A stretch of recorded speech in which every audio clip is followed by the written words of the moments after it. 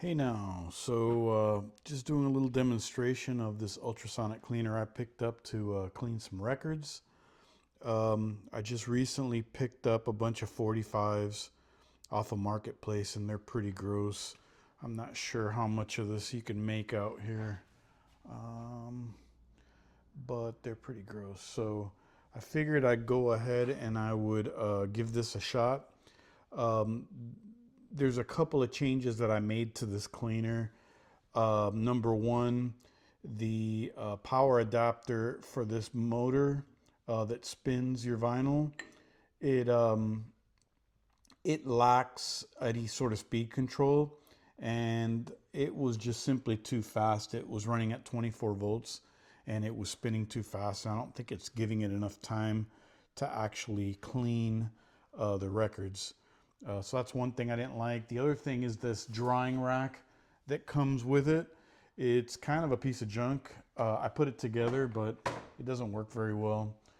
So I've modified a few things here. So anyways, I had to print out these adapters for the 45s because the records have to fit on the spindle and nothing came with them.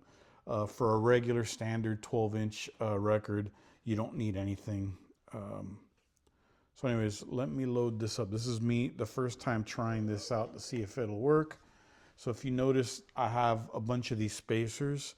The spacers are designed to keep your records, the record labels clean so that you don't get, or dry I should say, so that you don't damage them. So if you look at that, it covers the label. All right, so I got one set up. I'm gonna slap the next one on. Another spacer. This next one. I picked up these 45s off a marketplace. It was, I think it was 20 45s for $15, so a little bit under $1 each. And some of them are good, some of them aren't great. They're all pretty dirty. Um, but I'm not a big 45s guy. I don't collect a lot of 45s, but it was kind of low-hanging fruit. So I figured it'd be nice to have a couple on hand. But I mainly like to collect full-length records. Now, this particular cleaner, they state that you can clean up to, what is it, eight records or whatever. But I find that it's kind of a pain to do that much. So the most I normally do with full 12-inch records is 3 at a time, or I should say 4 at a time. But since they're 45s, and if something happens to these, I won't care. So I figured I'd just go ahead and do 5 and see how that works out. So once that's all set, I have them all laid out. What you do is you slide the last of the spacers on there, and then there's this nut, and you can turn this nut, tighten it pretty good to hopefully get these suckers to spin properly.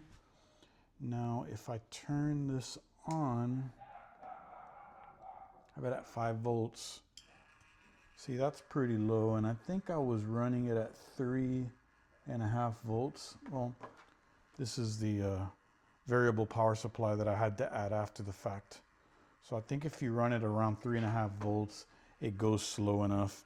And what I'll do is I'll increase the time to 30. This is a heater here, and the heater really only starts heating up once you start using the ultrasonic cleaner. So anyways, so what I'll do is I'll loosen this screw in the back and hold it so that it doesn't drop on me.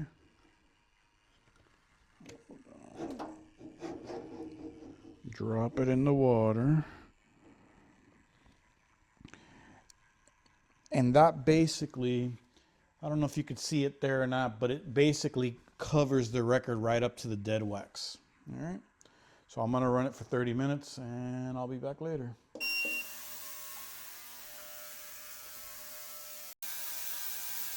Sort of a side note that I didn't mention earlier is that you use distilled water in here, and I'm not sure if any of this is visible, but you can see all that junk floating in there. That's coming, all that debris comes right off the records. All right. So I'm using distilled water, and I'm using about a quarter cup of 99% isopropyl alcohol. And that's just working as a surfactant to sort of help get into those grooves, get the water in there and scrub that stuff away. It'll also help dry the vinyl itself, but it's pretty crazy the amount of debris that's come off of these records so far. And just kind of as a side note, I also wipe these down with microfiber towels prior to popping them in the cleaner. So just figured I'd go ahead and mention that before I move forward. Alrighty, this is a take 2 here. So once you're done with that, I like to lay them out on these microfiber towels to sort of dry out a little bit, and I'll just kind of wipe a microfiber towel over each one to get some of the excess water off.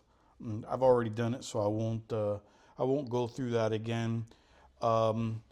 As a side note, the area that I'm working in is extremely messy and dirty. It's my garage. The ultrasonic cleaner does put out a high-pitched sound, so I like to work in the garage where I'm not bugging anybody. But essentially, I'll leave these here for maybe 4 or 5 minutes, and between the microfiber towel and the and them sitting here, they'll dry out. And if I'm looking at these, let me move this camera somewhere where there's better lighting. And you can see, I don't know if I showed this particular one, but these were really, really dirty. And if you look at them, they almost look new. Obviously, any scratches or anything are not going to come off with a cleaner. Scratches are going to be permanent. But all that dust and dirt and grime that was caught up in this record is completely gone.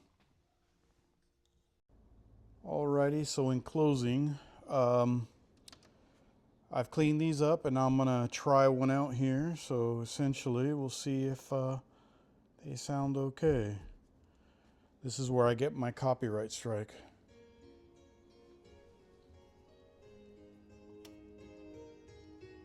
Extremely important. Barely any crackling or popping or anything. It's pretty impressive, actually. And that's quiet song, so if there was a whole lot of crackling and popping, you'd hear it right here.